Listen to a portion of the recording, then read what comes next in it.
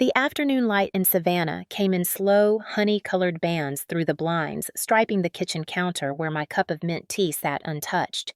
Outside, cicadas hummed in the damp air. Inside, silence held its breath. When the mail slot clinked, I almost smiled. I had been waiting for this moment for months, the wedding invitation I thought would heal the distance between my daughter and me. I wiped my hands on a dish towel heart, lifting just a little as I bent to pick up the thick ivory envelope. The paper was elegant, the handwriting familiar. Ariana's graceful loops, the same she'd used on birthday cards when she was 10, when she still called me Mommy. For a fleeting second, I imagined the invitation inside, maybe a handwritten note asking me to walk her down the aisle in honor of her father Harold. But when I opened the envelope, what slid out was not an invitation. It was a stack of itemized invoices clipped together, crisp, perfumed, merciless. Venue rental, $40,000. Catering, $32,000. Designer decor, $18,000. Total, $90,000. My breath caught. At the bottom, in Ariana's pen, a small, heartless message: Mom, since you won't be attending, you can at least contribute something meaningful. Please send your payment by the 10th. Love, Ariana. The word love looked like an insult carved in ink. For a moment, I didn't move. The kitchen clock ticked behind me, steady as a heartbeat that wasn't mine. My fingers traced the paper, the numbers blurring. $90,000. Nearly everything Harold and I had saved after 40 years of work. Everything we thought we'd pass to her someday, not for this. Not like this, I whispered. Not even invited, but I'm paying for it. The sound of my own voice startled me. I sank into the chair by the window, the wood creaking beneath me. The smell of mint turned bitter in my mouth. I remembered Ariana at 6 years old dancing barefoot in this same kitchen floor, dusting her cheeks as we baked Harold's birthday cake. One day, Mama, I'll make you proud, she'd said, smearing icing across her tiny wrist. And I had believed her. My throat tightened until I couldn't breathe. The cicadas outside rose in a chorus that felt like mockery. How had we gotten here from that little girl who held my hand at church to a woman who would ban her mother from her own wedding? I stared at the bills until my eyes burned. The paper crinkled in my trembling hands, and I heard Harold's voice in my memory, calm and patient, the way he'd sounded the night before his heart gave out. Don't let anger make you small, Evie. Stand tall even when they forget who lifted them. My tears came hot, but they didn't fall. I folded the invoices back into the envelope, smoothing the edges with deliberate care, as if sealing something sacred. My pulse steadied, though the ache inside didn't. Across the table sat Harold's photo, his smile still gentle, still unshaken. I looked at it and whispered, "She's your girl too. What would you tell her now?" The air didn't answer, but the quiet grew heavy, and I realized this wasn't just betrayal, it was erasure. She hadn't just excluded me from her wedding. She had rewritten our story to fit the life she wanted people to see. And I, the mother who had worked 2 jobs, who'd pawned Harold's watch for her tuition, had become an embarrassment she'd rather pay to silence. My heart hardened slowly like cooling glass. Beneath the pain, something colder began to take shape. Not fury, not revenge, yet but resolve. The kind a teacher learns after decades of disappointment.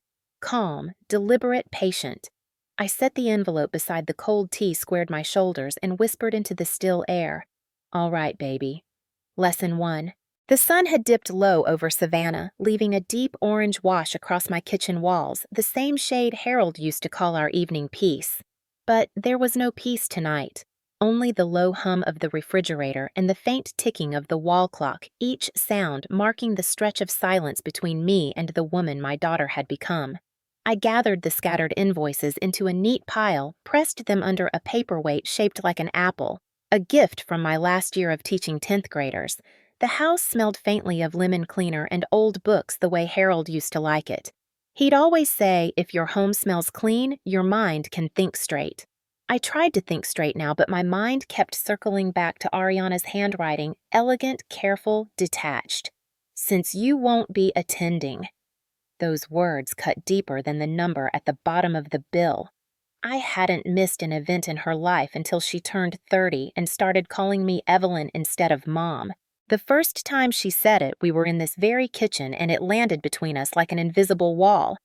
"Mom is for kids," she'd said, laughing, unaware that the sound felt like glass shattering behind my ribs.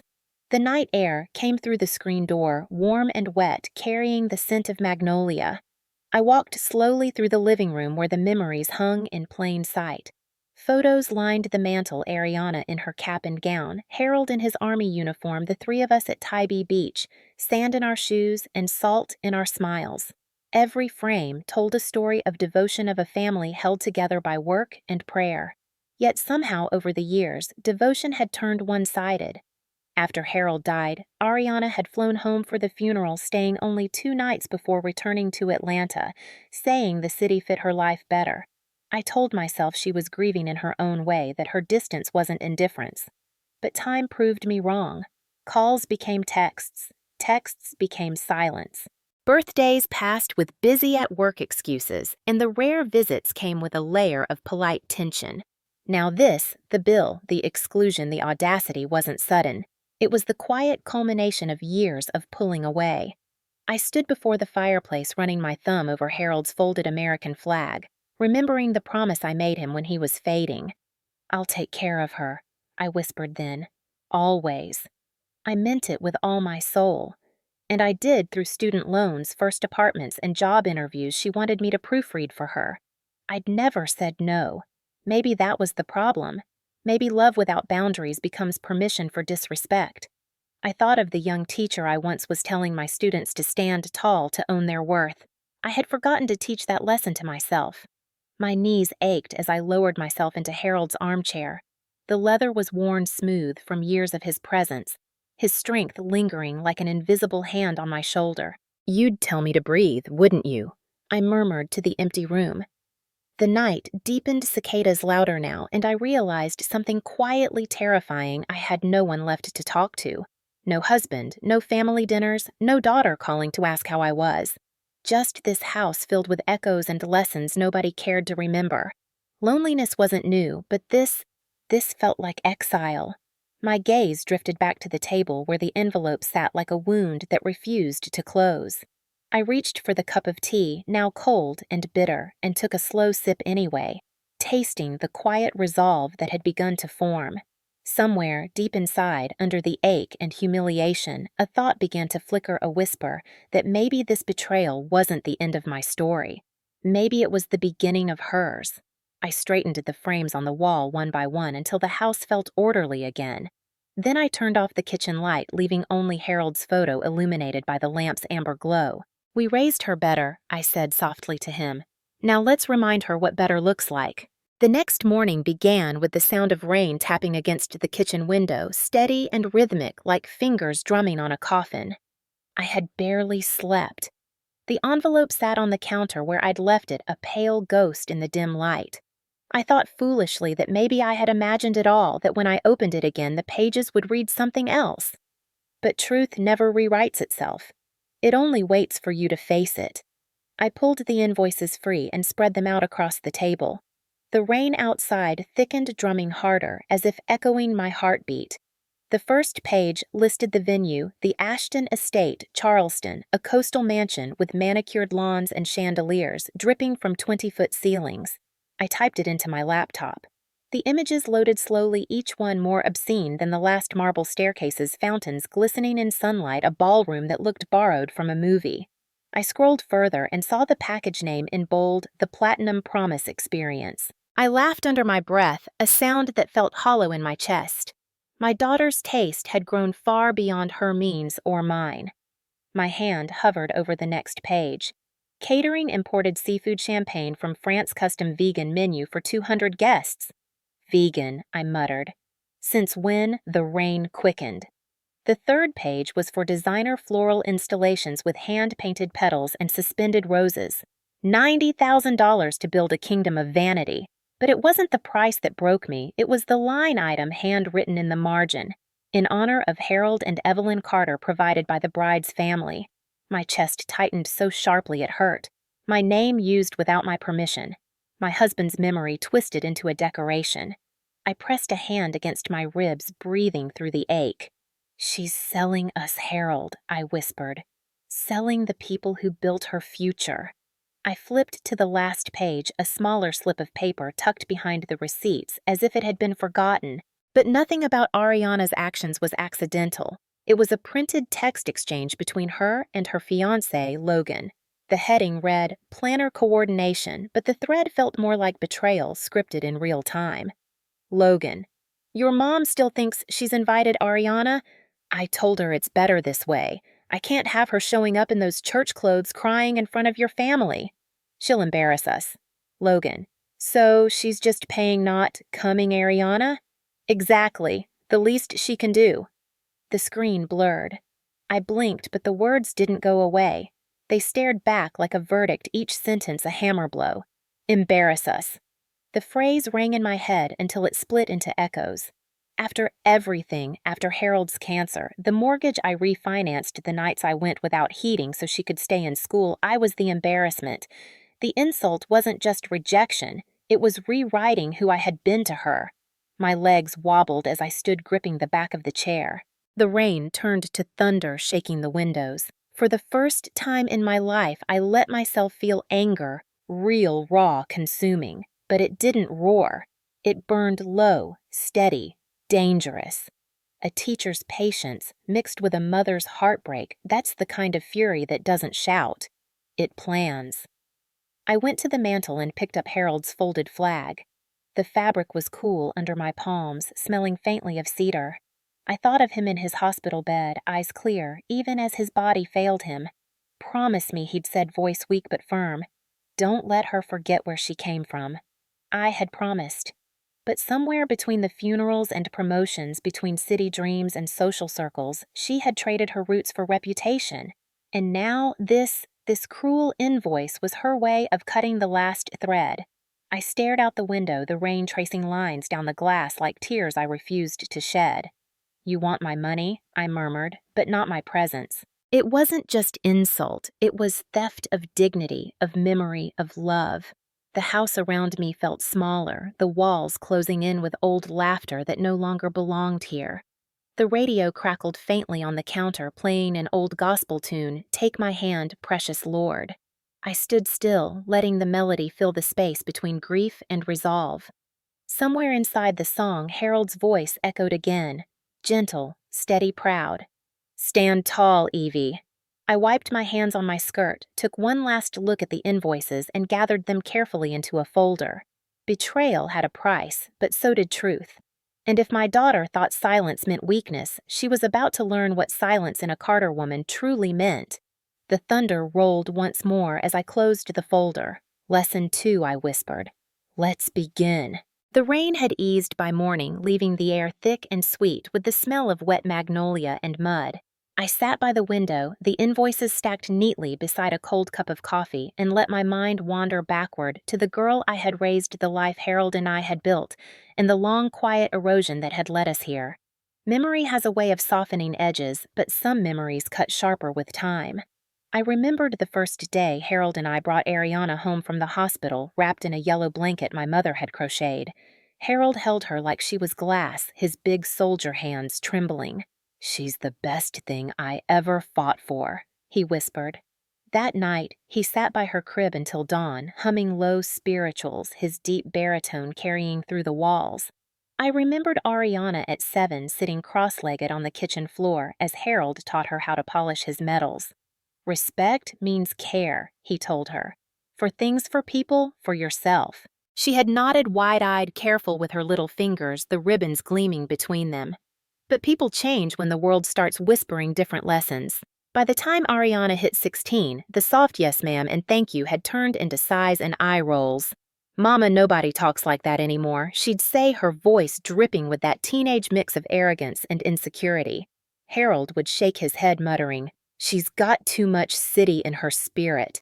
Still, he never raised his voice. He believed patience could fix anything. When Harold got sick, that patience became my anchor. Ariana was in college by then, bright, ambitious, too busy for calls that lasted longer than a minute. The first night he was hospitalized, I dialed her number 3 times before she finally answered. Mom, I have finals, she'd said, irritation sharp beneath the exhaustion. "I'll come this weekend." She didn't. He died on a Wednesday morning in April, his last words soft and steady. "Take care of her. She's your heart now." I kept that promise with every ounce of strength I had left. I paid for her graduation trip to Paris because she said it would help heal the loss. I co-signed her first apartment lease when her credit wasn't strong enough. I mailed grocery money when she said rent had drained her paycheck. I told myself that love was measured in sacrifice. But every time I said yes, I made it easier for her to forget how to say thank you. I thought about the day she got her job at the hospital in Atlanta, sending me a text instead of calling. "Got the job, busy, but I'll visit soon." That visit took a year. When she finally came, she stayed one night scrolling through her phone while I cooked her favorite gumbo. She said, "You don't have to do all this." Mom, without looking up as if my love embarrassed her. When she left, the house went quiet again, like it was waiting for someone who'd already made up their mind not to return. The years blurred together, church on Sundays, the same magnolia blooming each spring, the same empty chair at the table. I filled my days with teaching and volunteering writing letters to Ariana I never sent. I didn't want to guilt her. I just wanted to remember what it felt like to be a mother to someone who cared. Then came the first real fracture the year she turned 35. She called out of the blue, her tone sharp and businesslike. "Mom, I need your signature for a small business loan. It's just paperwork." I signed it without asking questions. 2 months later, a notice arrived, loan overdue, Evelyn Carter listed as guarantor. She swore she'd handle it, and eventually she did, but the apology never came. I told myself forgiveness was part of motherhood. I told myself Harold would have wanted peace. But looking back now, I see it for what it was the moment she learned she could hurt me without consequence. A drop of water slipped down the window pane, tracing a slow path through the reflection of my face. Older now, tired, but still holding on to the pieces of faith Harold left me. He used to say, "Dignity isn't something they can take, Evie. It's something you hand over." I had handed it over one small compromise at a time. Until now. The thunder had stopped leaving, only the faint hiss of the coffee pot reheating on the stove. I stood, stretched my aching back, and looked around the living room, the evidence of a life lived for others. On the bookshelf sat a photo of me and Harold in front of the old schoolhouse where I taught my first year. His arm around me, my smile unguarded. Beneath it, tucked into the frame, a note he wrote once, "When they forget who they are, remind them who you are." I pressed my thumb against the glass, the words burning into me like truth I'd misplaced. Ariana might have forgotten her roots, but I hadn't. Not yet. I turned off the coffee pot, took a breath, and said into the quiet, "You wanted to erase me, baby, but I'm the ink that wrote your name." Then picking up the envelope again, I whispered, "Lesson 3. Memory never lies." That evening, the sky burned red over Savannah, streaked with violet clouds that looked like bruises fading across the horizon. I sat at my kitchen table, my old laptop humming softly, a relic from my teaching days, its stickers peeling at the corners. The invoices lay beside it, patient and incriminating. I had spent a lifetime grading papers and tracking student lies, little excuses wrapped in big words. This time, I would grade my daughters. I logged onto the venue's website first. The Ashton Estate glossy photos, platinum tier service, custom privacy for high-profile clientele. I scrolled through the event calendar, and there it was, November 9th, reserved Torres Logan wedding. I clicked. The description glowed proudly, a celebration of legacy family and new beginnings. I couldn't help but laugh, low, bitter, steady. Family, it said, except the one who raised her. My cursor hovered over a Contact Us tab, and for a moment I imagined calling saying, "This is Evelyn Carter, the ghost you forgot to invite." But no, not yet. Patience, I told myself. A teacher never interrupts the lesson before it's finished. I moved on to the caterer. Same extravagance, same arrogance. Imported everything. Dozens of custom wine bottles engraved with Forever Ariana and Logan. The list screamed excess and fragility. People who shout their happiness too loud usually do it to drown out the truth. I opened another tab this time for the photographer, a woman named Lydia Kells. Her portfolio gleamed with celebrities and executives. In one preview post, I spotted Ariana in a silk gown posing with Logan in a studio. The caption read, "When legacy meets luxury, the Carter's heritage shines again." My hand froze on the mouse. heritage. My name again being used to decorate their vanity. You built your house on my bones, child, I muttered. And you think I won't notice? The clock ticked loudly on the wall, a metronome to my growing fury. I reached for my notepad, the one I used to track student progress, and began to jot venue Ashton Estate, caterer Klein Events, photographer Lydia Kells, florist House of Bloom. Under each, I scribbled pending payment confirmation. That was the key. These vendors didn't care about family. They cared about money. If Ariana's payment depended on mine, and it clearly did, then she had built her fairy tale on quicksand.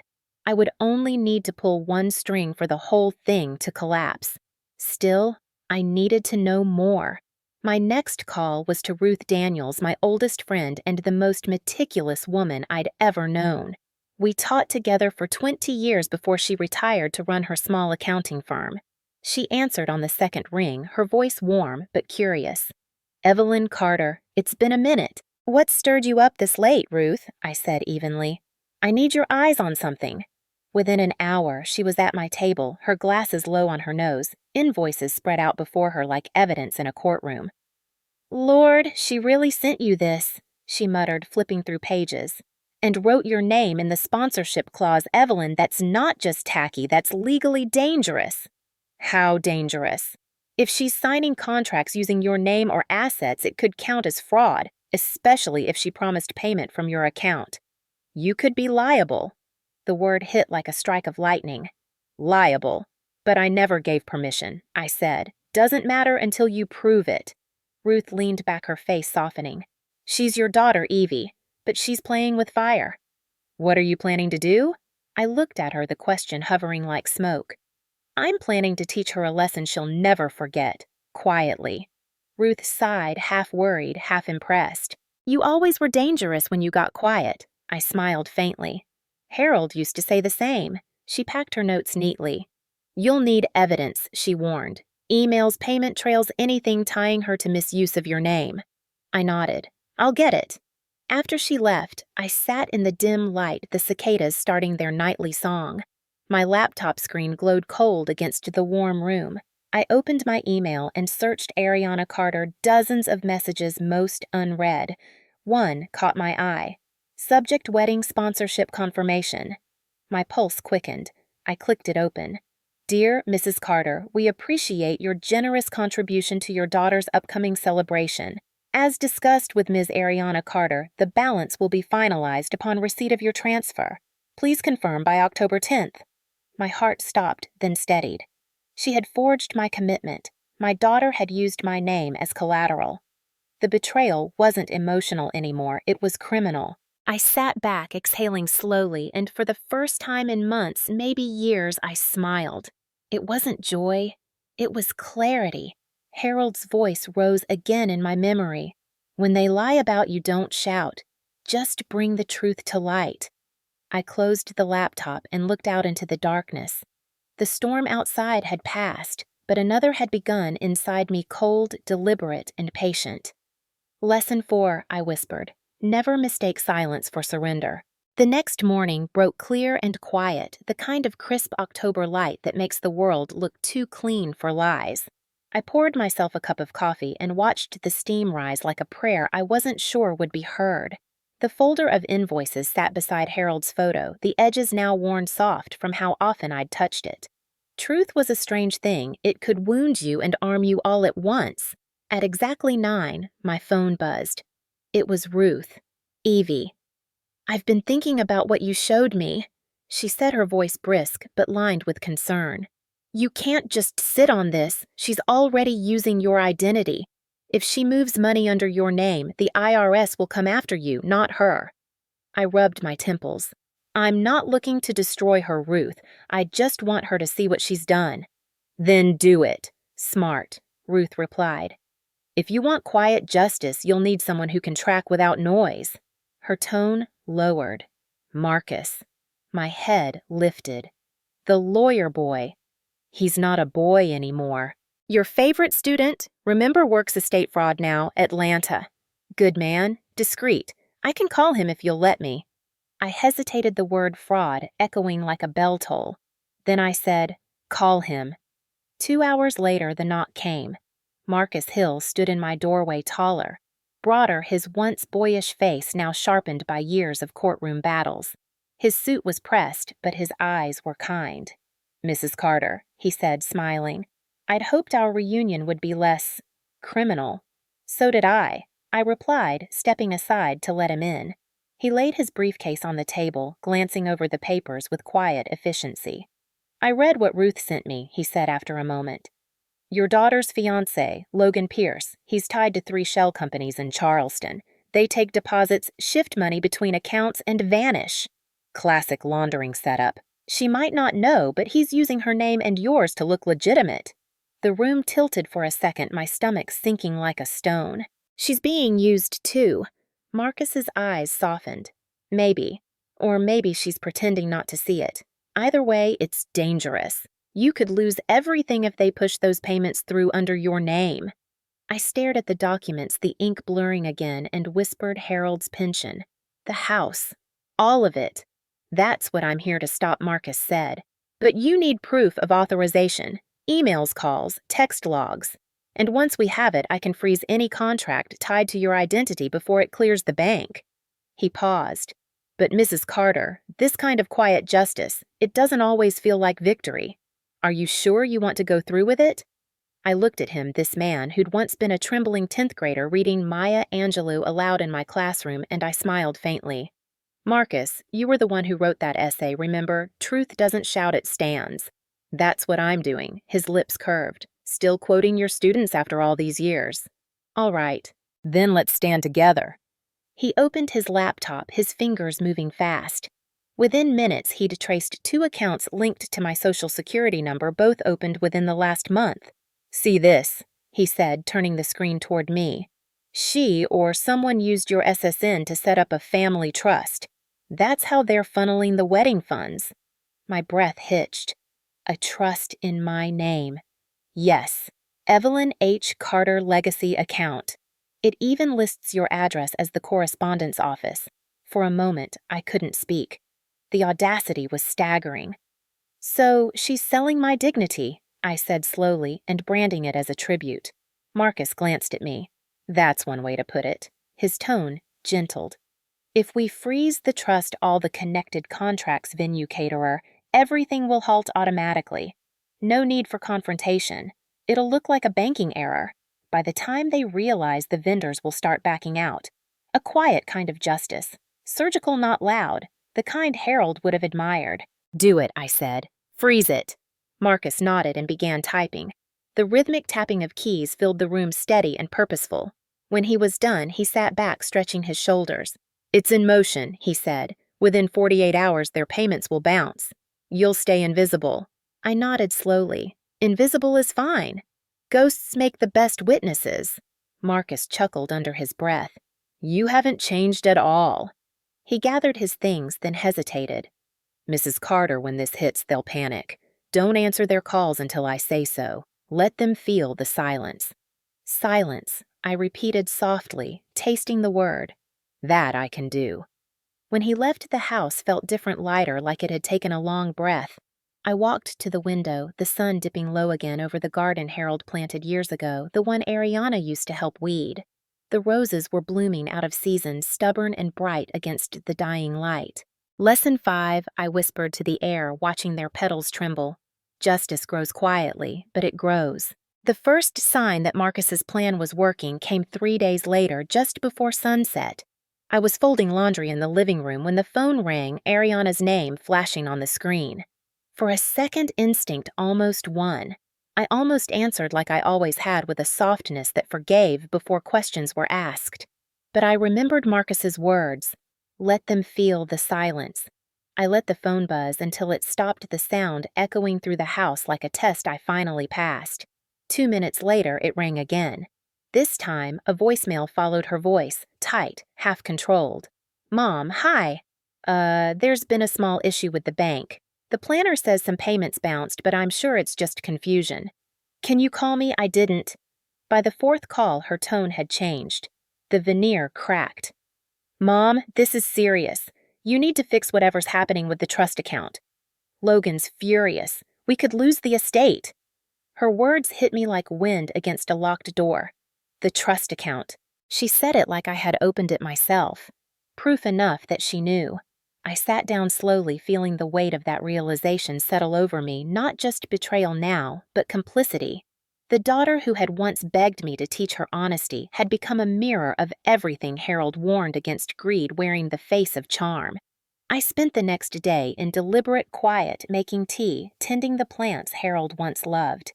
The azaleas had gone dull, but a single vine of morning glory stretched along the fence, stubborn, defiant, alive.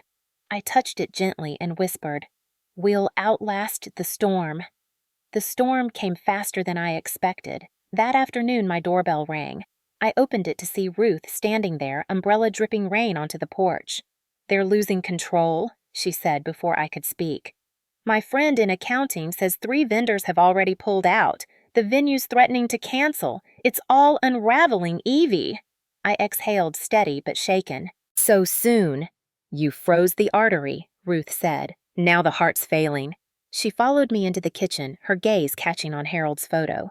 "You sure you're ready for what comes next? When that girl calls again, she won't be sweet." I poured her coffee, nodding. "She'll come here eventually, and when she does, she'll find the mother she forgot." Ruth studied me for a long moment, then smiled faintly. "You always did have a teacher's patience. And a soldier's husband," I said. That night, the rain started again, tapping against the window like fingertips on glass. I sat in the glow of the lamp, rereading the messages Ariana had left, each one more desperate than the last. "Please pick up Mom. We're embarrassed. Logan's threatening to sue the vendors. I can't lose everything because you're upset. Because I'm upset. Not because you lied. Not because you used me. Just upset." I pressed my palm against Harold's folded flag. "You see, baby," she still doesn't get it. Around midnight, a final voicemail arrived. "Mom, I don't know what you've done, but this is insane. You're ruining my life. Do you understand my life?"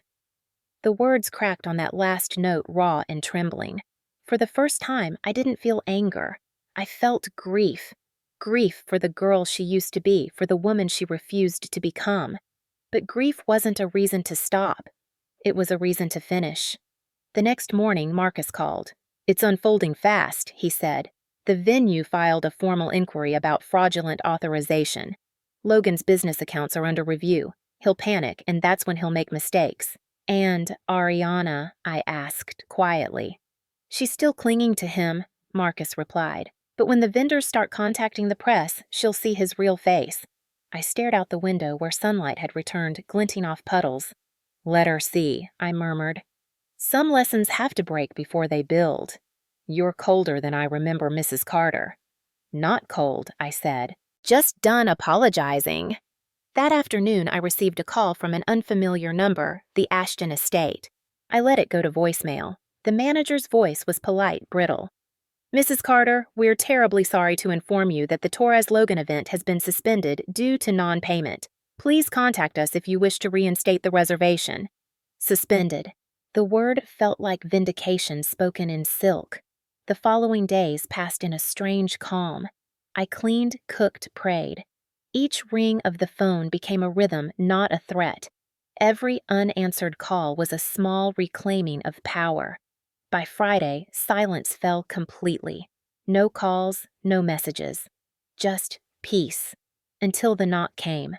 I knew before I opened it. Ariana stood on the porch, rain-soaked and shaking mascara streaked down her cheeks. Logan, a shadow behind her in a soaked gray suit. Her eyes, wide and desperate, searched mine for something she hadn't earned in years, mercy. "Mom," she choked out. "We need to talk." I stepped aside, just enough for the light to hit her face, and said evenly, "Then come in." As they crossed the threshold, Harold's photo caught the reflection of lightning outside his smile flickering in the glass like approval. I closed the door gently behind them and whispered, "Lesson 6 begins." Rainwater pooled beneath their shoes as Ariana and Logan stepped into my living room. The air between us felt charged thick enough to taste. Ariana's perfume. Something expensive and sharp mingled with the scent of damp wood and lemon cleaner. I stood by the mantel, the folded flag glinting under the lamplight, and let the silence stretch. Ariana's voice cracked first. "Mom, what did you do?" Her tone trembled not from guilt, but from panic. Her eyes darted toward Logan, who stood rigid, jaw clenched, rain dripping from his sleeve onto the rug. I didn't answer. I simply gestured toward the couch. "Sit." She hesitated, her lip quivering like it did when she was little and trying not to cry. "Please, Mom, this isn't funny. They're saying you froze the account. The estate's threatening to sue, and the caterer didn't get paid." I finished for her, my voice calm, almost gentle. "That's because you used my name, my information, and my husband's memory for your little show. You built a wedding on lies, Ariana. You don't get to cry when it falls apart." "It's not like that," she snapped. "You don't understand." Logan said Logan. I turned toward him, studying the man who had somehow convinced my daughter that decency was outdated. His designer watch gleamed even in the low light. "What exactly did you say, Mr. Pierce?"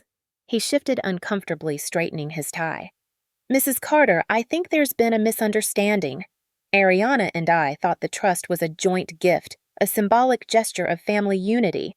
We didn't realize it would cause complications." His voice oozed charm, the kind that always made my skin crawl. "Complications?" I repeated slowly. "You mean fraud." Ariana gasped. "Mom." "Don't mom me," I said sharply.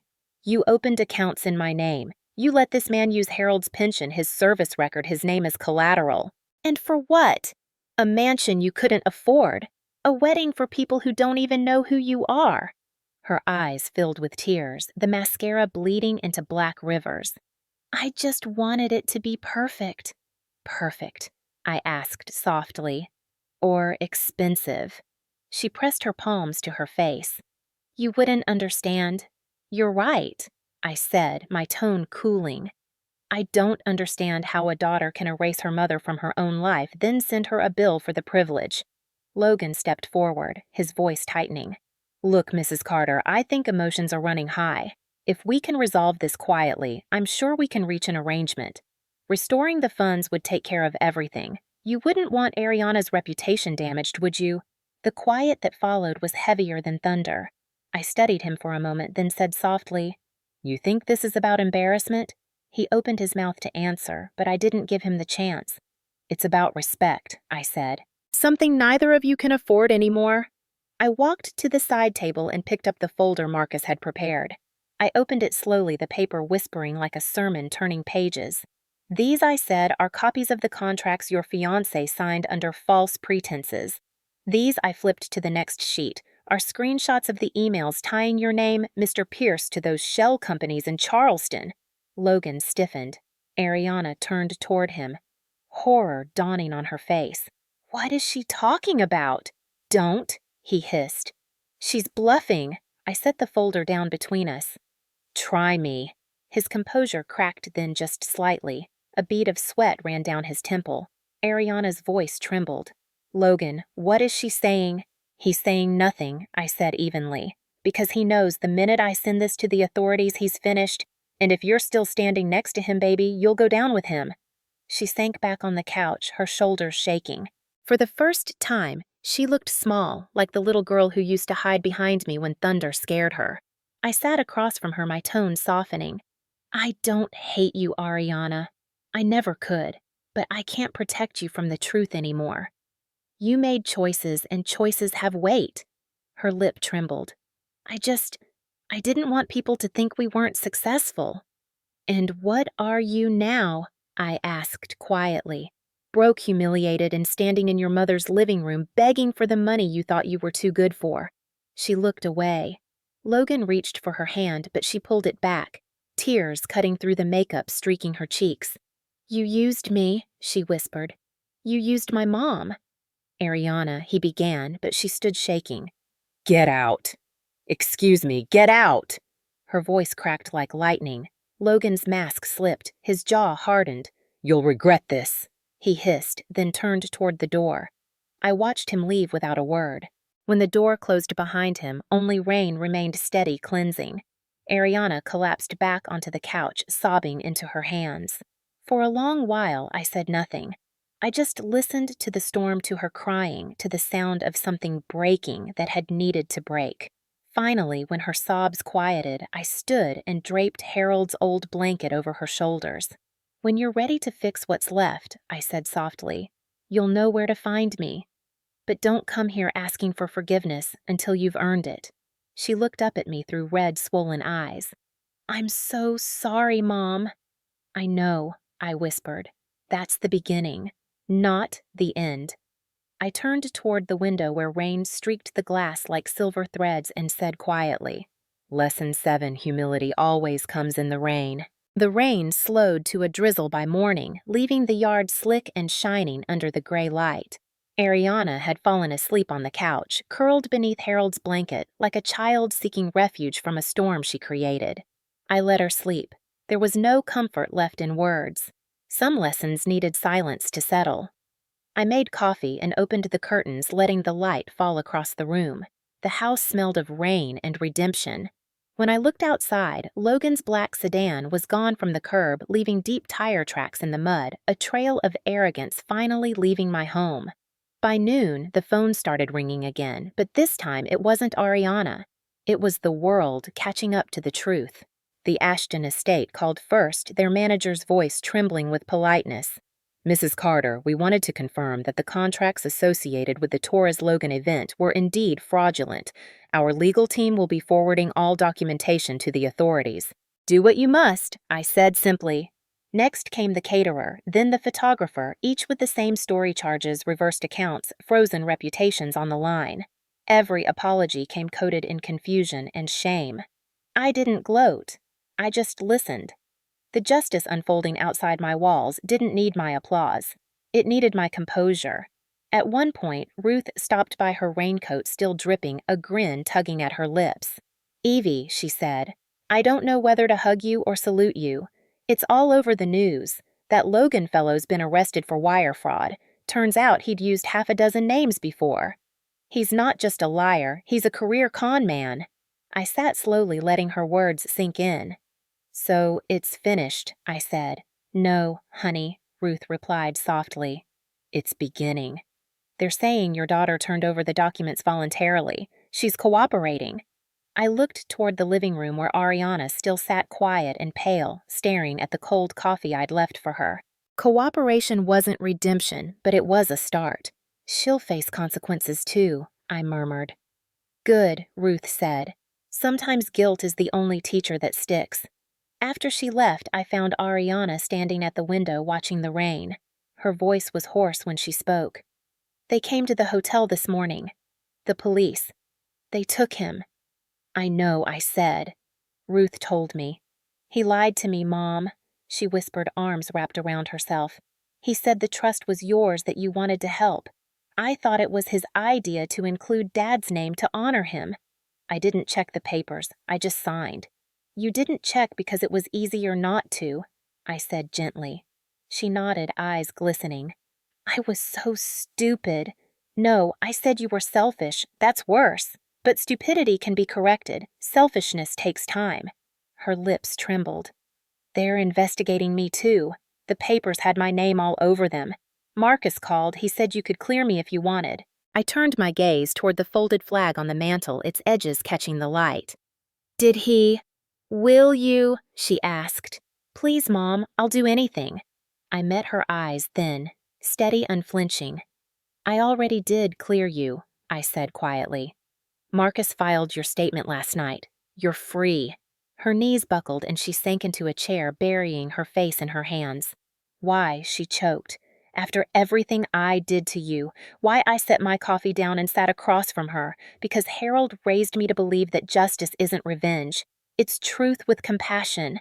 I'm not here to ruin you, Ariana. I'm here to remind you who you used to be before money started meaning more than love." She sobbed, then loud and broken. I let her cry. When she finally lifted her head, mascara gone face bare, she looked years younger. "I don't deserve you," she said. "No," I replied softly. "But you can learn to." That afternoon, she packed quietly. No arguments, no apologies rehearsed. Before she left, she paused at the door. "I don't know how to fix this," she said. "Start by not repeating it," I answered. "And when you talk about Harold, your father makes sure you tell the truth." She nodded slowly. "I will." I watched her walk down the path, her shoes splashing through puddles, her figure shrinking into the gray. The silence she left behind felt neither heavy nor hollow. It felt earned. The phone rang again this time. Marcus. "It's done," he said. "The case is public. The headlines will fade soon, but your daughter's name is clear. The FBI's building a larger case around Pierce. You won't be bothered." "Thank you," I said, "for doing it quietly." He chuckled. "I learned from the best." When I hung up, I walked to the window. The clouds were thinning the sky, just beginning to blush with the promise of sun. The roses Harold planted were dripping with rain, each petal catching light like a tear that finally found peace. Lesson 8. I whispered to the quiet house. The world will always see the storm first, but dignity is the rainbow afterward. By the following week, the storm had become story, and the story had become silence again. The news cycle in Savannah moved fast, and while the city whispered about the disgraced society couple from Charleston, I kept my curtains half drawn and my hands busy. I tended Harold's garden, washed his uniforms, and watched the sunlight move slow across the wood floors. The world had turned its head toward scandal, but I had turned mine toward peace. Still, justice has a rhythm of its own, a quiet hum that doesn't stop when the shouting ends. Every few days, Marcus called with updates. "The investigation's widening," he said one evening, his tone measured but satisfied. "Turns out Logan's been laundering money through 5 states. Your testimony sealed 2 major indictments. They'll make restitution offers soon." "Restitution?" I asked, folding towels into neat squares. "You mean blood money." He chuckled. "You really haven't changed. They'll likely try to settle, maybe reimburse the accounts that were tied to your name." "I don't want their money," I said. "Just my name back." "You already have it, Mrs. Carter," he said softly, "and that's worth more than any check." After I hung up, I sat by the window with a cup of mint tea, the same ritual I'd had before this whole storm began. Outside, the world shimmered clean after a light rain. Across the fence, Mrs. Delaney from next door waved a tentative hello. I nodded back. The neighbors had stopped asking questions. They'd started offering respect instead. It was Ruth who suggested the next step. She came by one afternoon, a folder in hand, and that knowing look only old friends share. "Evie, I know you hate fuss, but there's an event at the church next Sunday. Veterans Families Charity auction, the whole bit. They're honoring Harold this year. You should come." My chest tightened. After everything, after all that noise, because of everything she said firmly. "You've spent months proving what quiet strength looks like. Let people see it." So I went. The following Sunday, the church was full. Voices rising, children laughing, the smell of fried chicken and candle wax mingling under the vaulted ceilings.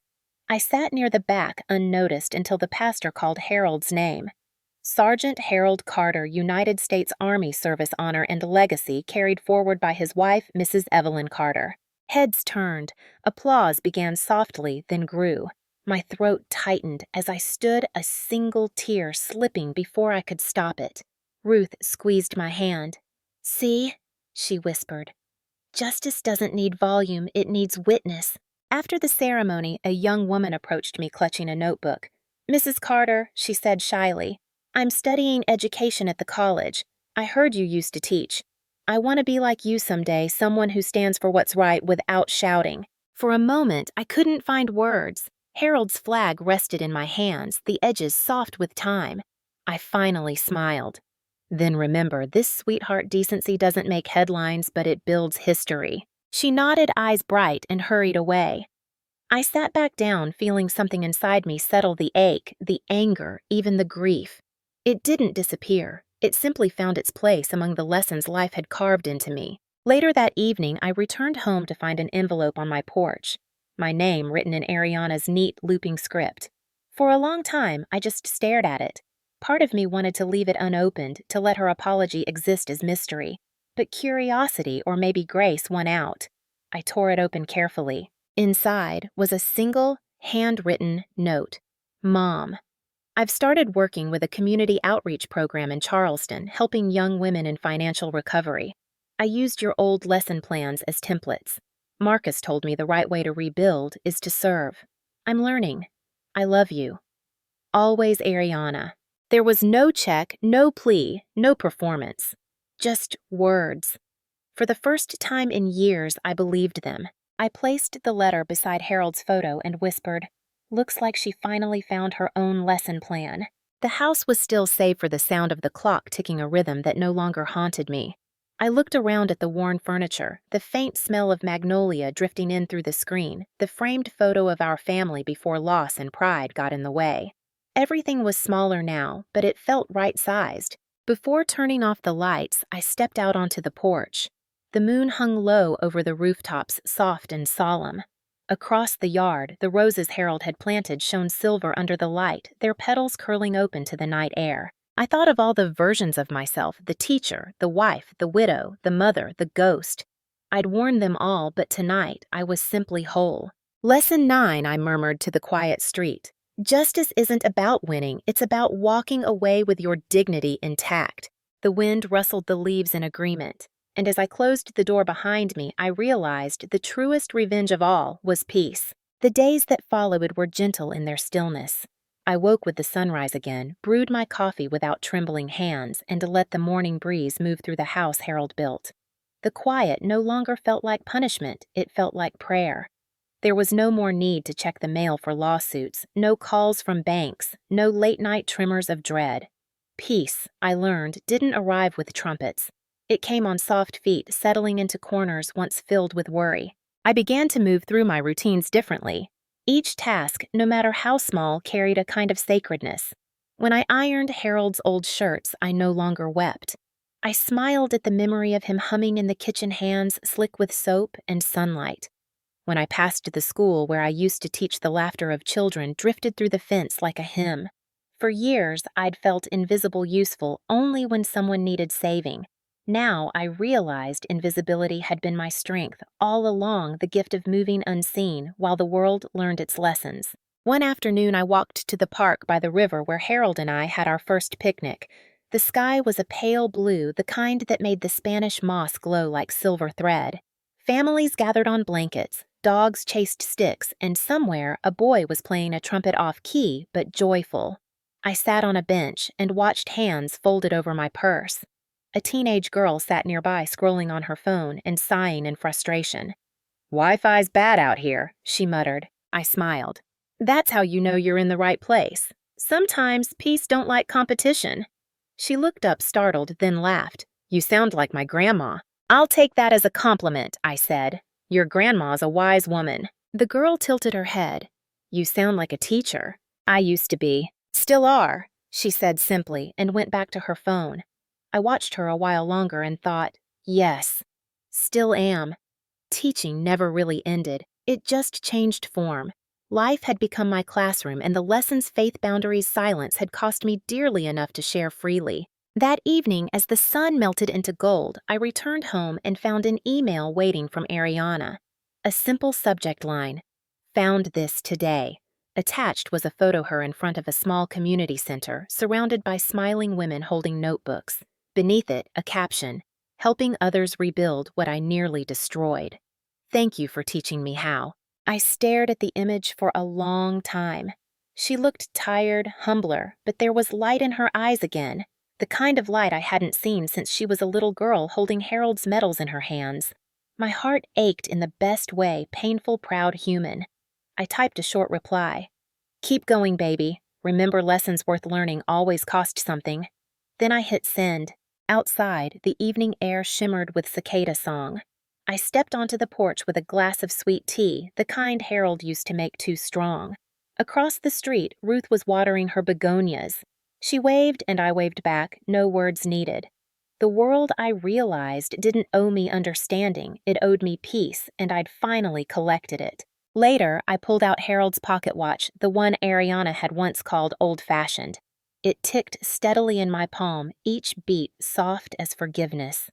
I whispered, "We did it, Harold." She learned. I imagined him there beside me, not proud like a soldier, but peaceful like a man who'd finally come home. Before bed, I opened my notebook, the one that had held my plans, my notes, my quiet revolutions, and wrote a single line under the final entry, Lesson 10, Forgiveness doesn't erase the past. It simply lets the future breathe. I closed it, gently slid it into the drawer, and turned off the light. The house sighed, settling into its bones, and I realized I wasn't just surviving anymore.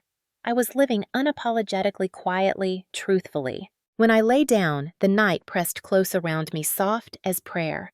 Somewhere in the distance, a train horn echoed a reminder that the world keeps moving, carrying people toward their own reckonings, their own redemptions.